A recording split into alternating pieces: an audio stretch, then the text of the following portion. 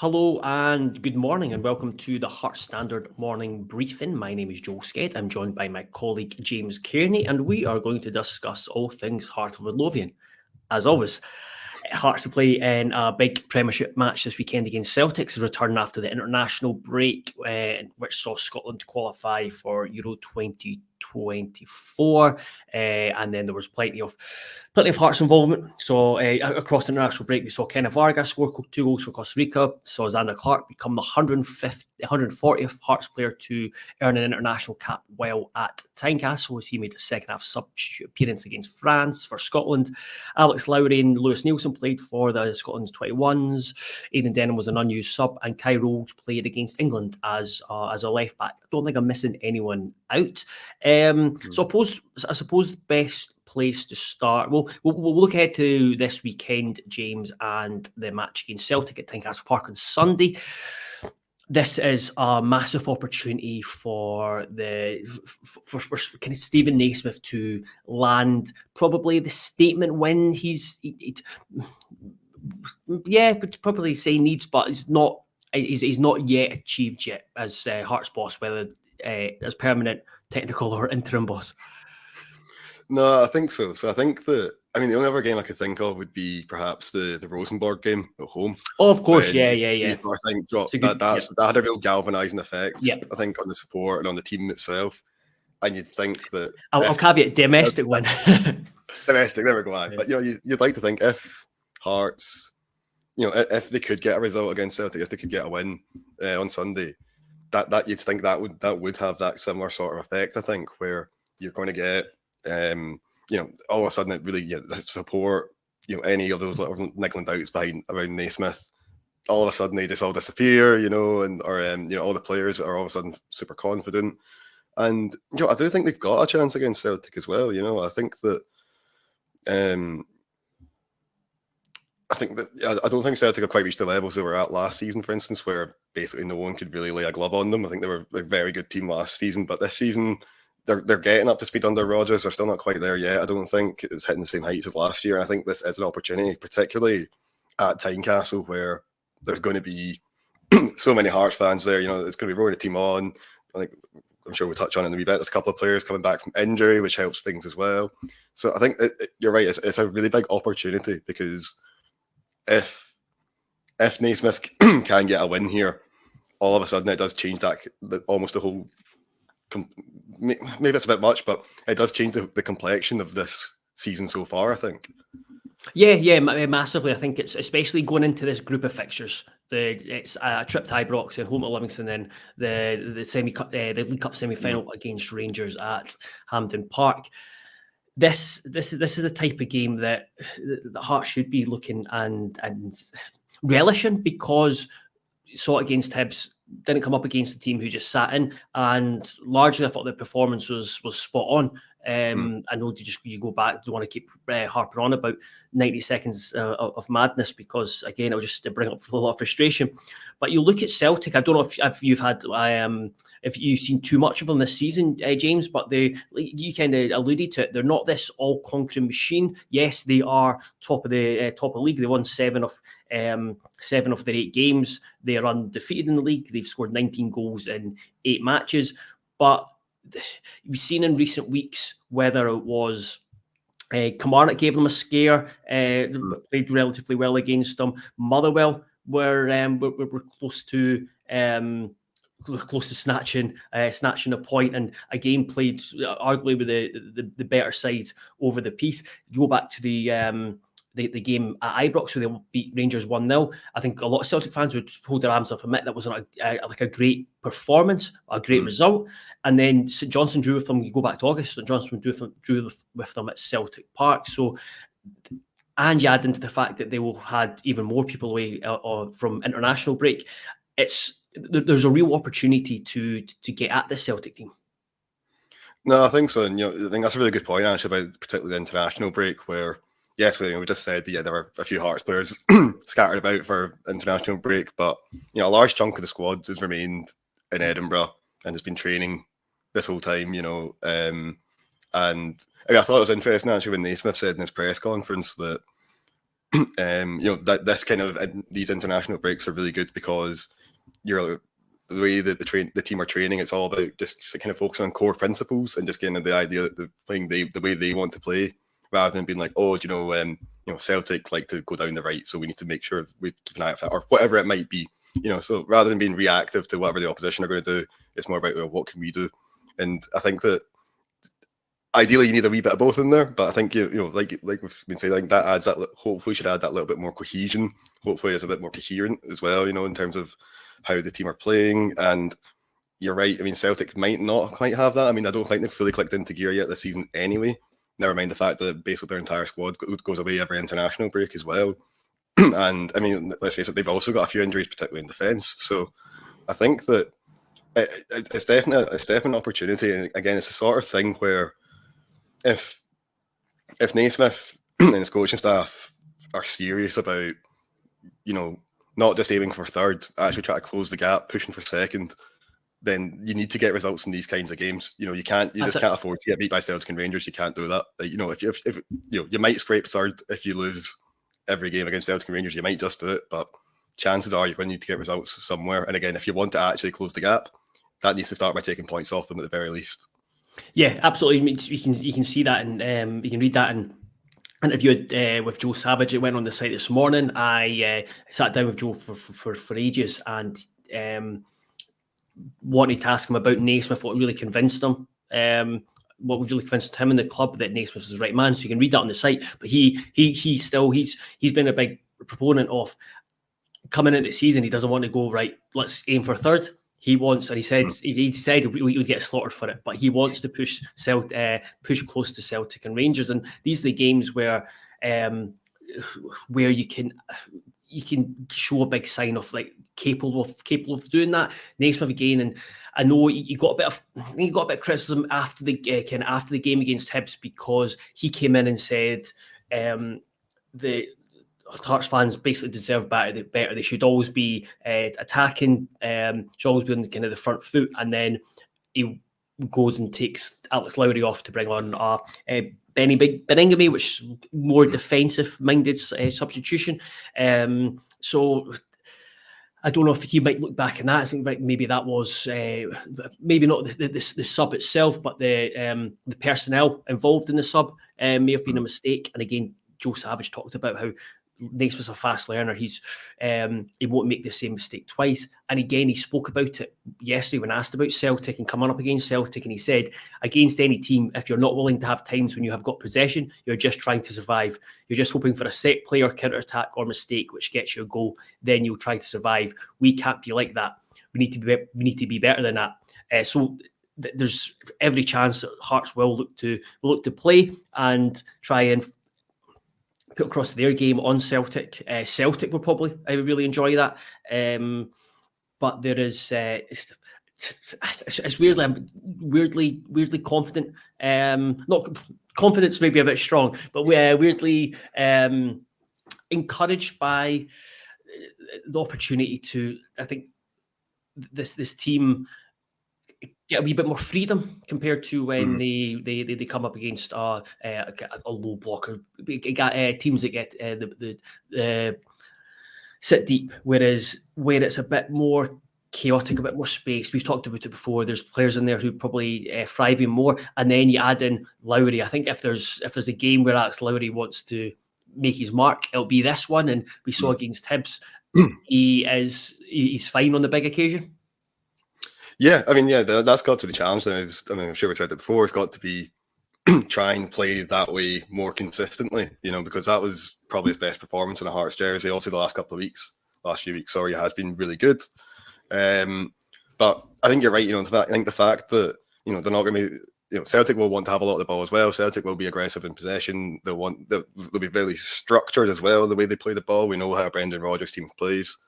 But I think that while obviously the personnel are of a higher standard than other teams in the league, you're right though. I think it's the tactics of it that make it a bit more open and it actually makes it a bit more suited to Hearts in the way that Naismith wants to play. I think I mean, you talked about it earlier. You quote what Naismith was saying about the fact that they need to use the ball well, they need to actually just control the ball for stages, and not just try and hang in there and see what happens. I think that's absolutely right. I think if you do that against either half of the Old Firm, you're probably going to come away with absolutely nothing to show for it more often than not.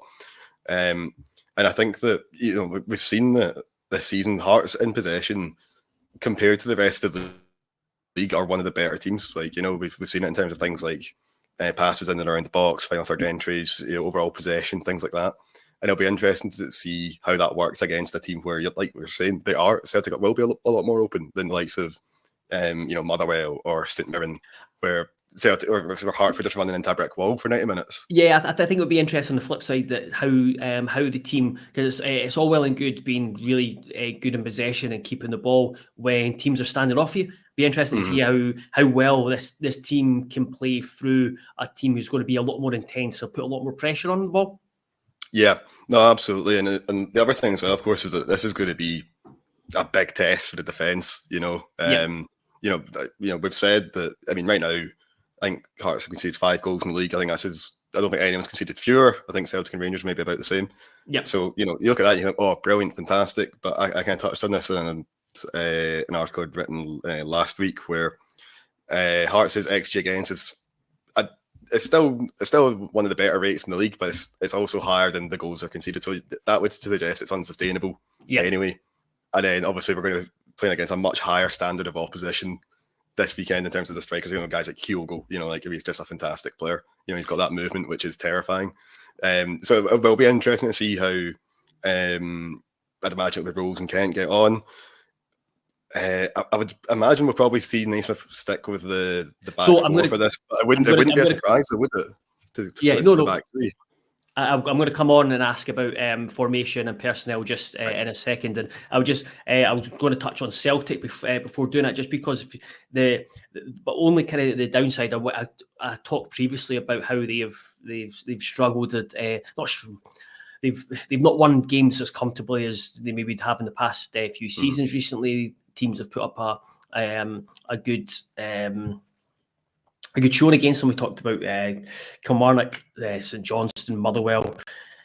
But you're looking at the Celtic team now, and it's looking more like a more fearful proposition, because Cameron Carter-Vickers came back in.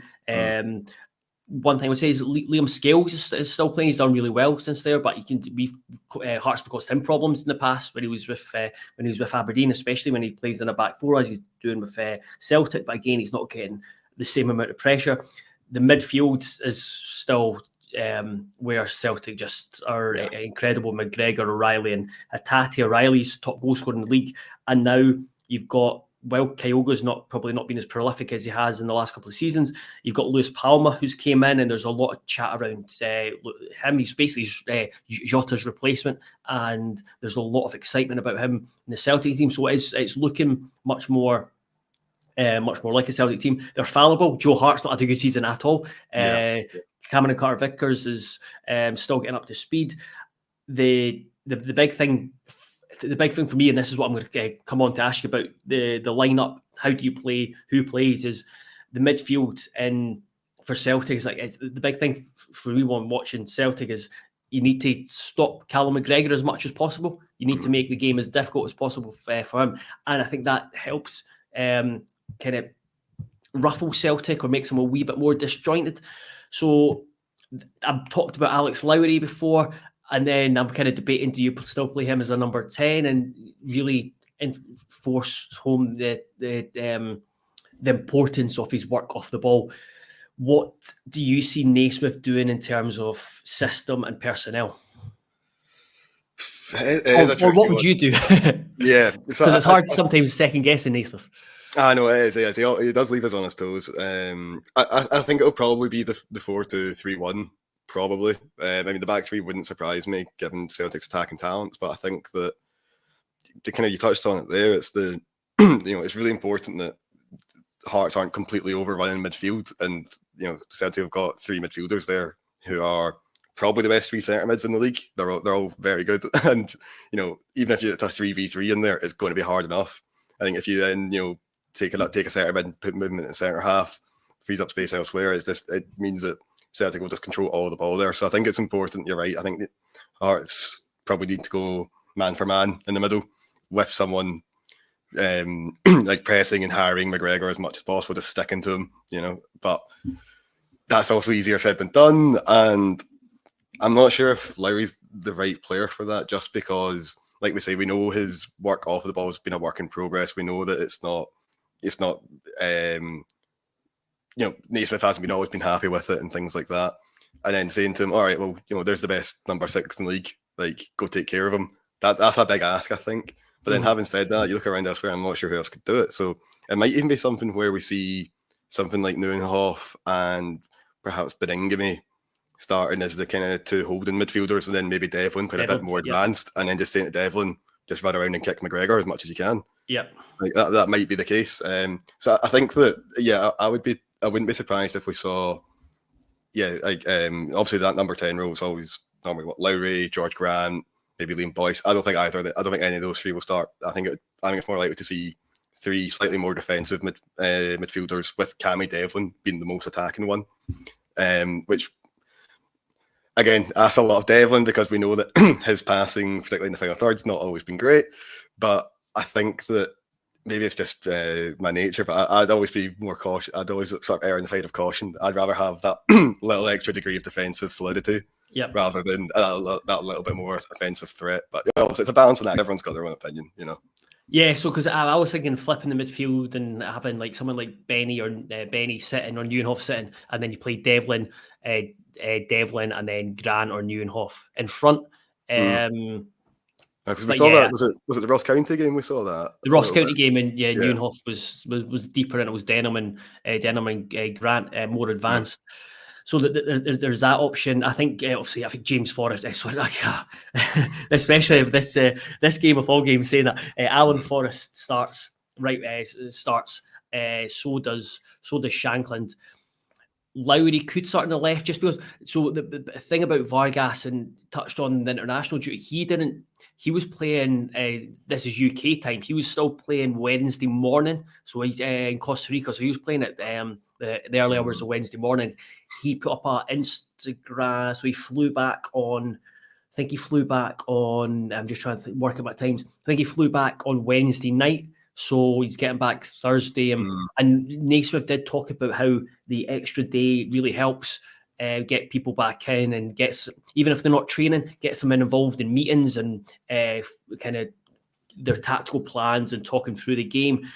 So that might give him more of a chance, and he'll be coming back so full of confidence, having scored 2 goals. He scored one of his goals is exactly what Hearts have kind of been missing. His first goal, he played for the Costa Rica under-23s, played against Colombia twice, and the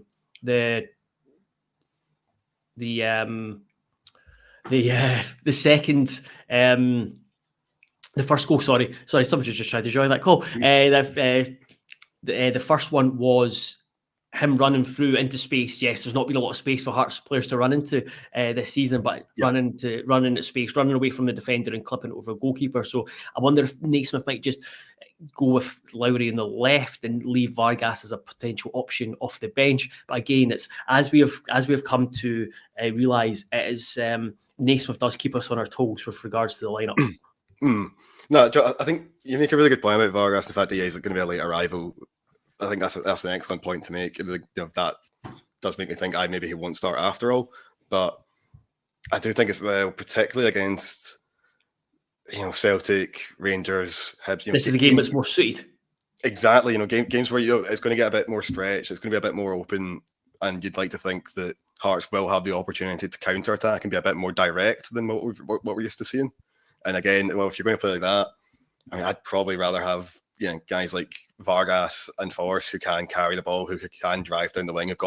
They're not you know, crazy fast, but they're fast enough and they'll do a job, you know. And I think, you know, Forrest is nailed on to start. He has to be, just after that performance at Derby.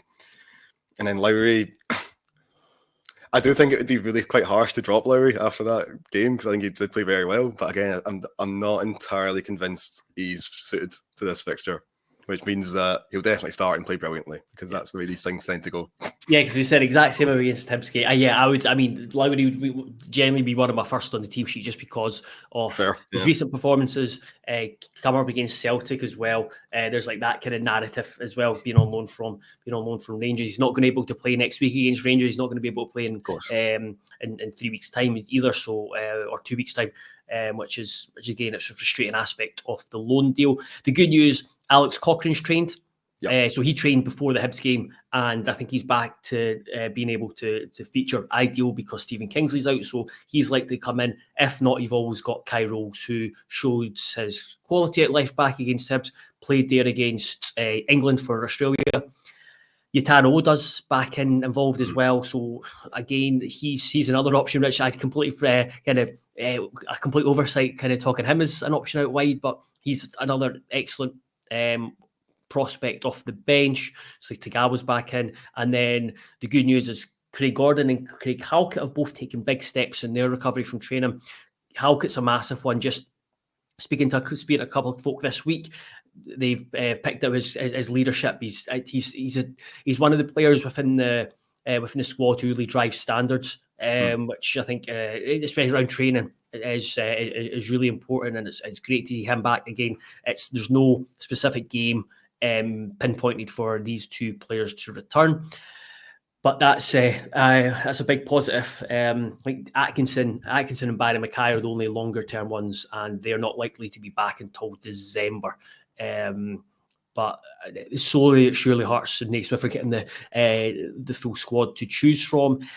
Finally, before we go, we may as well touch on the ticket allocation debate, not the one regarding the semi-final at Hampden Park, but the talk about away ticket allocations.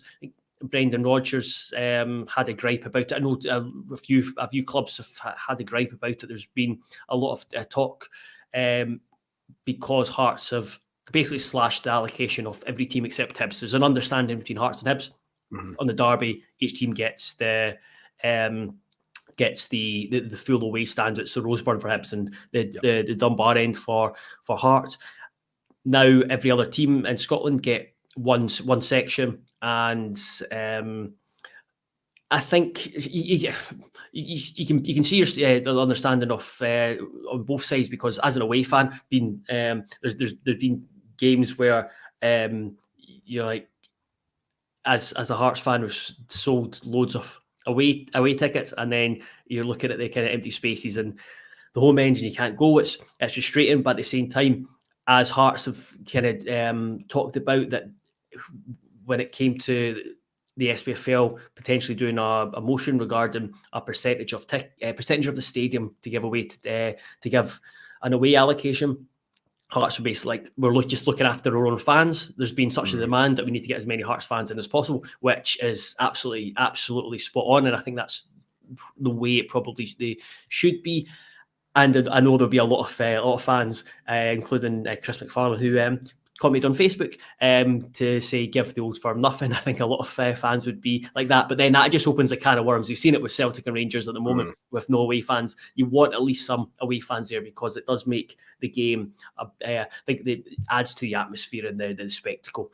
But you might be new to this, so patronising as a part of this, but you might be new to this where there's this ticket debate, James. But what's kind of your take on it? Well, I think first, straight off the bat, I don't think Celtic and Rangers can have a go at anyone over ticket allocations when there are league fixtures regularly where they give zero tickets to the away fans. I think that's rubbish. I think it just detracts from it all. I understand that I understand the logic of saying, well, Joe, we all need to look out for ourselves. Joe, we've got fans here, and they want to come see the game, so we need to do that. I understand that, but I do think that percentage allocation is probably the way to go. Personally, I think if you just made it a flat rate across the league of say 5% or something like that, I think that's fair. Although every club's obviously going to always act in their own self-interest. That's their prerogative.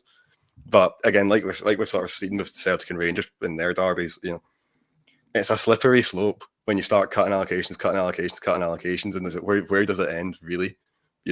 So I think that While I think it's very rich of Celtic fans to be complaining about it and typing up about it, which it is rich because, again, this is a team that, regularly don't let their rivals in at all.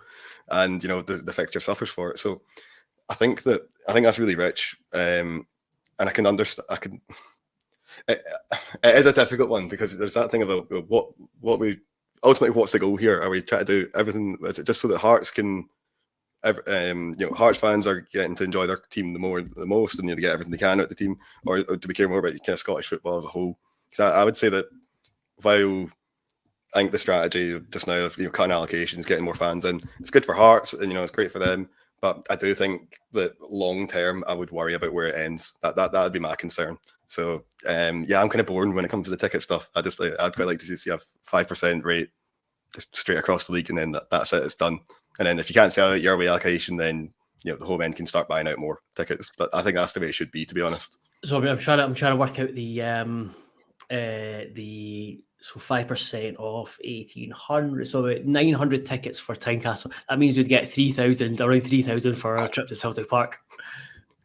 Yeah, but then it's a big stadium. Yeah. That's I think that's I think if you make it a percentage, that's just fair. It's the same for everyone. It's not. It doesn't. You don't get punished for having a bigger or smaller stadium that way.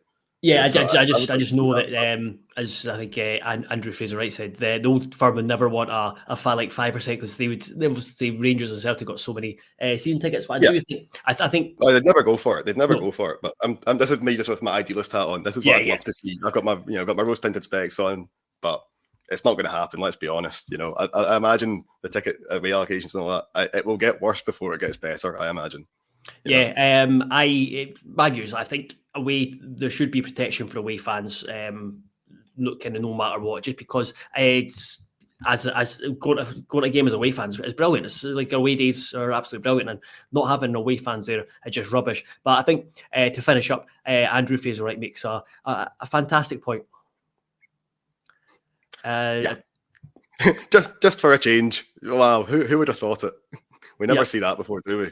Wow. So yes, we'll end it there. We are we'll be back Sunday for a video ahead of the Celtic, the Hearts Celtic game, which is a 2:15 kickoff. It's on Sky Sports.